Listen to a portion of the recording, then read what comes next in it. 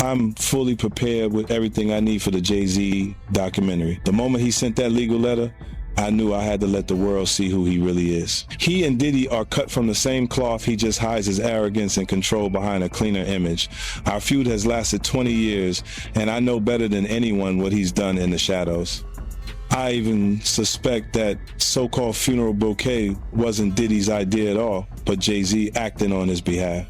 Back when Nicki Minaj posted that video of him wearing a pink wig, all I did was repost it, and he got so nervous he had his lawyers threaten me.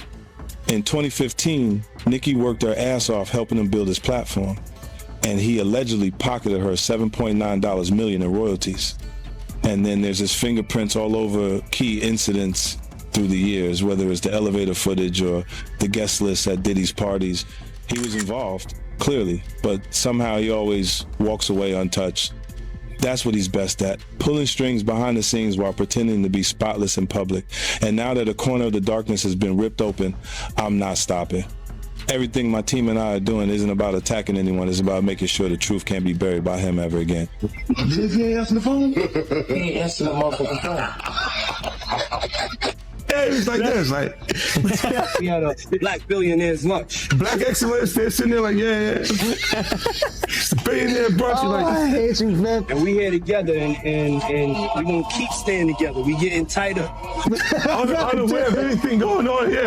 This is the one time I'm gonna be with you this year. Yo, I feel like I'm normal again. Get me out of here. Stop scrolling, because the internet just heard a pin drop, and then it exploded. 50 Cent didn't tease, he didn't hint. He broke silence, and suddenly a documentary has everybody whispering the same names in the same sentence. Diddy and Jay-Z. Now before the lawyers warm up their keyboards, let's be clear. This isn't a verdict, it's a viral moment. Allegations, reactions, and receipts being debated at light speed, turning timelines into a pressure cooker so hot it makes the Kardashians look like a bake sale. What shook fans wasn't a single quote. It was the timing, the tone, the why. Now, energy. One move and the internet did what it always does best. Connect dots, remix context, and argue like it's a championship fight. Screenshots flew. Clips looped. Think pieces popped up before the popcorn finished popping, and 50? He didn't shout, he didn't beg. He let the documentary do the talking, and that's what made it louder. Because when someone known for trolling decides to play it straight, people lean in. Stay right here. Because this story isn't about proof. It's about power, perception, and a culture that treats speculation like sport. And once that ball gets rolling, it doesn't slow down. This didn't land like a normal release. There was no slow rollout, no gentle build-up, no. Let's see how this performs. The moment the documentary chatter surfaced, the internet stiffened like it recognized danger. Not because of a single claim, not because of a confirmed revelation, but because 50 Cent was attached to the conversation, and when his name enters the room, people expect smoke even before they smell fire. What made this moment feel different was restraint. No trolling spree, no loud taunts, no circus energy. Just a quiet shift in tone that made fans lean forward instead of scrolling past. Because when someone known for being petty decides to play it straight, the audience assumes something serious is happening behind the scenes. The documentary didn't arrive shouting accusations. It arrived suggesting questions. And questions in celebrity culture are far more dangerous than statements.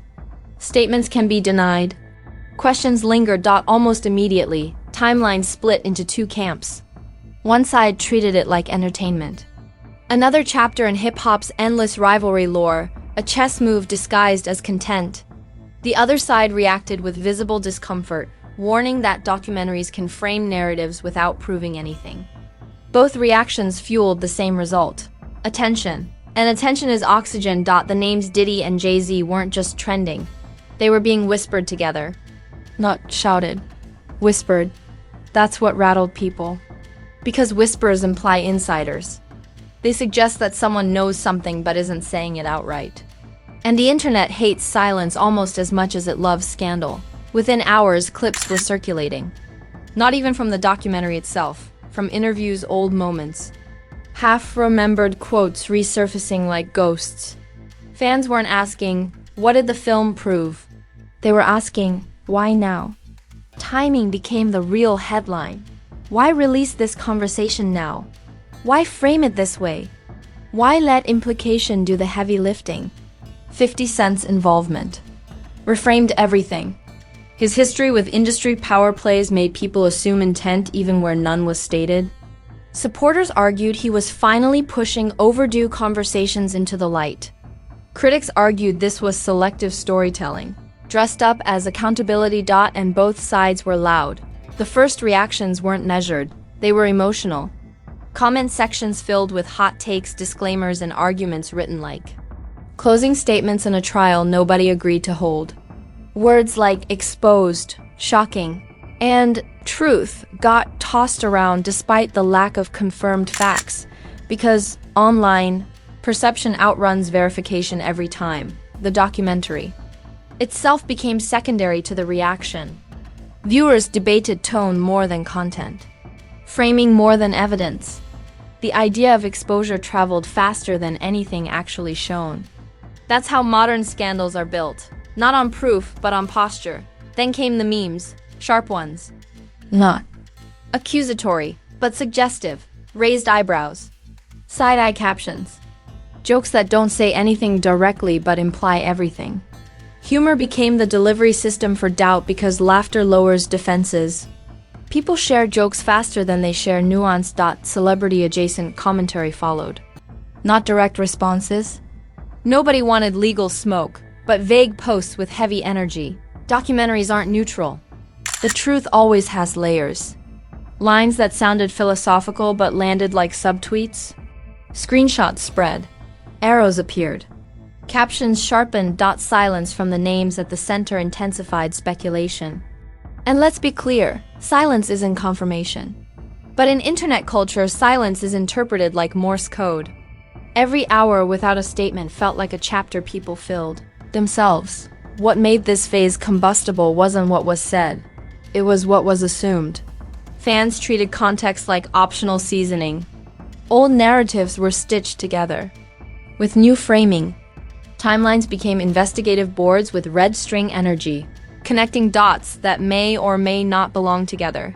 Supporters of the documentary argued that powerful figures should never be above scrutiny. Critics countered that implication without proof is character assassination by montage. The clash wasn't really about the film. It was about trust, in media, in messengers. In motives. 50 Cent's posture remained calm, which only made the moment louder. No victory lap, no taunts. Just acknowledgement that conversations exist and audiences can decide what they believe. That restraint unnerved people more than aggression ever could. Because it suggested confidence, or at least patience. By the end of this phase, one thing was undeniable. The story had already outgrown the documentary. It wasn't about what the film showed. It was about what people felt it meant. And once meaning becomes subjective, chaos follows. Once the spark caught, there was no putting this fire out with logic. The conversation didn't evolve, it multiplied. What started as documentary chatter became a full-on culture war, with timelines acting like competing newsrooms racing to break the same story in completely different ways. Facts took the back seat, framing grabbed the wheel, and the internet floored it. Reaction channels went first, because they always do. Thumbnails stretched faces into shock, disbelief, and "I told you so" expressions.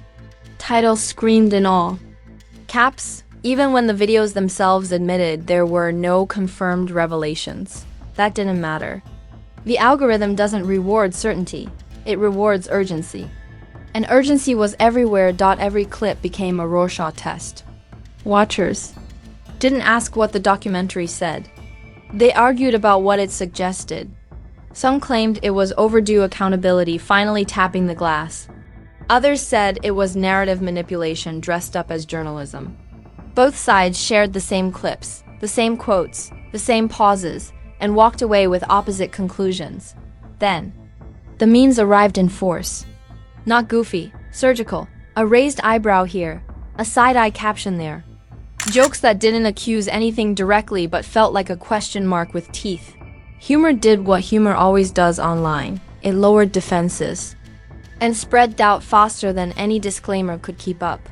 People shared memes without endorsing claims, which somehow made them feel safer sharing them at all. Celebrity-adjacent reactions followed. Carefully vague and perfectly timed. Nobody said names. Everyone said everything. Posts about power, always being protected, documentaries shaping history, and truth being uncomfortable flooded feeds.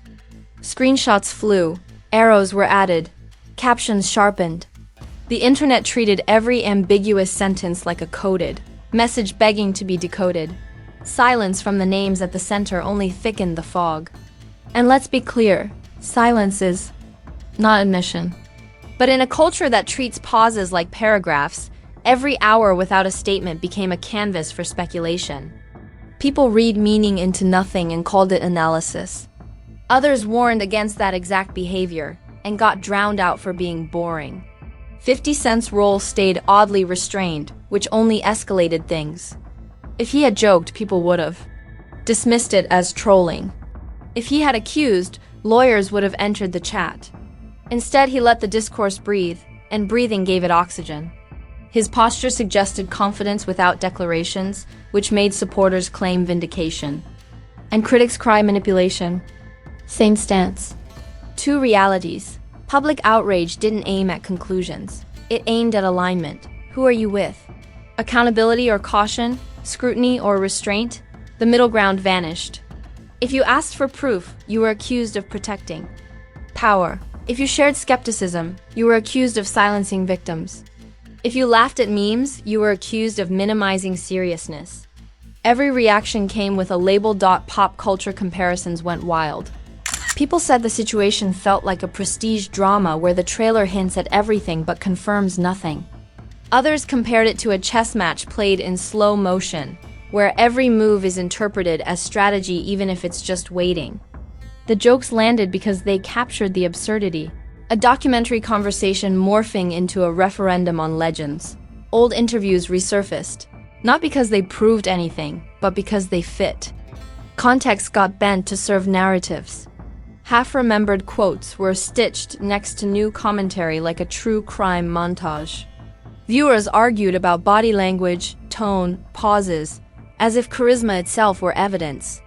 The internet became a court where vibes were admissible. What made this phase volatile wasn't anger. It was certainty without consensus. People spoke as if they knew, while disagreeing about what they knew. That contradiction didn't slow the machine, it powered it. Outrage doesn't need agreement. It needs engagement. Critics warned about defamation by implication. Supporters countered that implication is how conversations about power begin. Media ethics debates broke out in comment sections that had never hosted them before. Documentaries aren't neutral became a mantra, repeated by people who couldn't agree on what neutrality even meant. And still, no official statements. The vacuum stayed open. The louder the debate got, the harder it became for any clarification to land without being weaponized. Anything said would be overinterpreted. Anything unsaid would be overread. The narrative had outgrown its sources. By the end of this phase, the documentary wasn't the story anymore. The reaction was. The discourse had become a mirror reflecting whatever viewers brought to it. Distrust of elites, hunger for accountability, skepticism of media, or simple love of spectacle. Each reflection felt real to the person seeing it. This is how moments tip from discussion into mythology. Not because facts vanish, but because feelings take over the floor. And once feelings run the show, the next chapter is in clarification. When the roar finally dulled into that low, uneasy hum the internet leaves behind, the damage didn't disappear, it repositioned. This is the stage nobody clips for TikTok. No screaming thumbnails, no all-caps declarations. Just consequences settling into place like dust after a building tremor, quiet, persistent, unignorable. The first shift wasn't outrage, it was hesitation. Conversations around the documentary changed tone. Not, did you see it? But, how do you talk about it without stepping on a landmine? Because once implication replaces information, nobody wants to be the person who says the wrong thing. In the wrong room at the wrong time. That's how narratives harden without ever being proven. For 50 Cent, the moment recalibrated his position in the culture. He didn't claim victory. He didn't declare truth. He didn't spike the football. And somehow that restraint did more than noise ever could. Supporters read it as confidence, a chess move that lets the board speak for itself. Critics read it as calculated ambiguity, stirring debate without owning the mess. Same posture, two interpretations.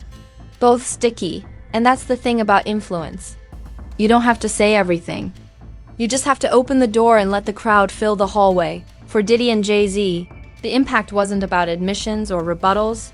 It was about perception drift. Legends don't collapse from one conversation. They accumulate gravity. And gravity changes how people move around you. The discourse didn't label, it hovered. Interviews felt more cautious. Questions got framed differently. The silence that once read as power now read as a canvas people kept painting on. Nothing official needed to happen for the room to change. It already had. Brands, collaborators, and adjacent voices adjusted in subtle ways. Not cancellations. Recalculations. Timing got reconsidered. Messaging tightened. Not because of proof, but because of risk, optics. When a narrative becomes volatile, even neutral parties step back to avoid shrapnel. It's not guilt by association. It's caution by proximity. The audience evolved too. The popcorn crowd thinned. The debate crowd dug in. Some viewers got bored and moved on, declaring the whole thing just another internet spiral. Others doubled down, insisting conversations about power never start clean and shouldn't be expected to. Both groups were right about different things, and wrong about the same thing, believing the internet resolves anything. It doesn't. It archives. The documentary itself aged into a reference point rather than a headline. Remember that DOC? Became shorthand, not for conclusions, for questions. And questions are dangerous because they don't expire. They resurface whenever timing is convenient. A lyric, a deal, a quote taken slightly sideways. The past doesn't repeat, it echoes. Media critics took center stage next, arguing over framing, ethics, and responsibility. Some said implication is lazy storytelling. Others argued implication is often the only way to discuss power without getting buried. The argument wasn't really about film, it was about who gets to tell stories about whom, and what the price of telling them is. The internet, of course, pretended it was just watching. It always does, but watching has fingerprints. Screenshots don't disappear, memes don't unspread, and vibes, once established, don't reset easily. The culture keeps a running memory, and it doesn't need consensus to act like it knows. What didn't happen is just as important as what did. There was no smoking gun, no universal reckoning, no moment where everyone nodded and said, okay, that settles it.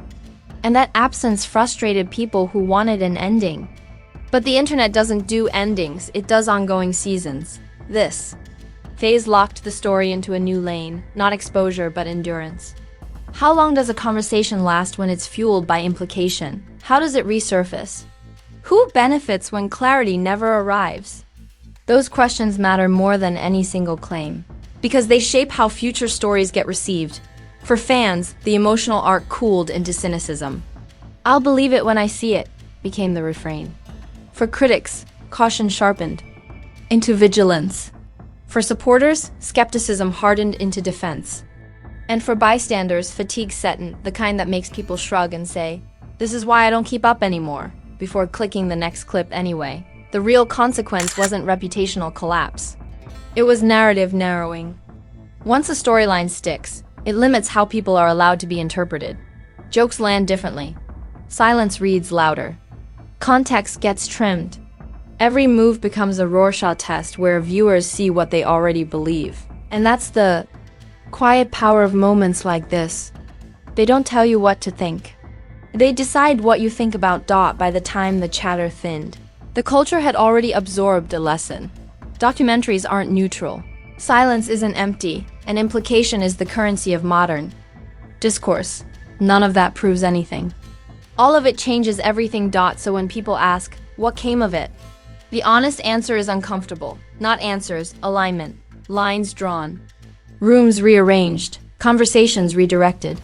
The story. Didn't end. It recalibrated, because in a world where attention is leverage and perception is power, you don't need a verdict to leave a mark. You just need a moment big enough to make everyone choose how they feel. And once feelings choose sides, the echo keeps working long after the noise stops. And this right here is why moments like this never just come and go. One documentary conversation, one calculated silence, and suddenly the entire room feels different. No verdicts. No confirmations. Just a shift so loud you can feel it even when nobody's talking. Love it or hate it, this wasn't just content. It was culture moving in real time. So now I want your take. Smash that like button like it owes you money and just ask for an extension, because the algorithm only respects pressure. Then drop a comment and tell me what you really think happened here. Was this overdue conversation finally cracking the surface? Or was it implication doing all the heavy lifting while facts stayed backstage? No safe answers. This comment section is where opinions come to fight. And don't play yourself. Subscribe right now, not later. Not after the next clip goes viral, right now. Because stories like this don't end when the video does. They resurface when the timing is right, when another name trends, when another documentary drops, when another random comment suddenly feels loaded. If you blink, you miss the setup for the next chapter. This channel doesn't whisper. We don't sugarcoat. We don't pretend power dynamics are simple or that the internet is neutral. We break down the narratives, the motives, and the ripple effects exactly how they unfold. Sharp, sarcastic, and unapologetically real. Because receipts don't expire. Silence always speaks, and culture never waits for permission to change. Stay locked in. Stay skeptical. Stay watching the blueprint. Welcome to Fame Blueprint, where influence gets decoded, narratives get exposed, and the truth isn't always loud. But it always leaves a mark. A mark.